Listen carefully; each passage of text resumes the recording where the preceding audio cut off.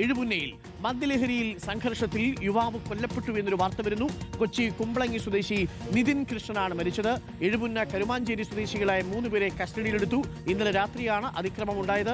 മനീഷ് മഹിപാലുണ്ട് ആലപ്പുഴയിൽ നിന്ന് കൂടുതൽ വിവരങ്ങളുമായി. പാലസ് ബാറിന് മുന്നിൽ നടന്ന ഏറ്റുമുട്ടലിലാണ് ഒരാൾ കൊല്ലപ്പെട്ടു എന്ന വാർത്ത വരുന്നത്. 3 പേരെ കസ്റ്റഡിയിലെടുത്തിരിക്കുന്നു.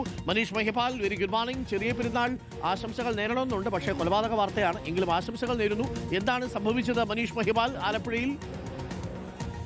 ഡോക്ടർ അരുൺകുമാർ, ഇന്നലെ രാത്രി 11:30-ക്കാണ് അരൂരിൽ പാലസ് ബാറിന് മുൻപിലാണ് വലിയ സംഘർഷമുണ്ടായത്.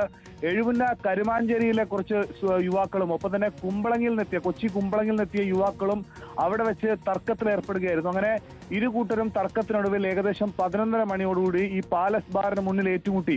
ഇവർ ഏറ്റുമുട്ടിയ സമയത്താണ് ഈ ഇടവഴിയിൽ വെച്ചത് ഏറ്റുമുട്ടൽ 2-3 ഘട്ടങ്ങളിലേക്ക് കടന്നിരുന്നു. അങ്ങനെ പിരിഞ്ഞു പോയവർ വീണ്ടും മടങ്ങിയെത്തിയാണ് വീണ്ടും ആക്രമണം ഉണ്ടായത്. അങ്ങനെയാണ് നിതിൻ കൃഷ്ണ, 24 വയസ്സ് മാത്രമാണ് പ്രായം, കുമ്പളങ്ങി സ്വദേശിയാണ്.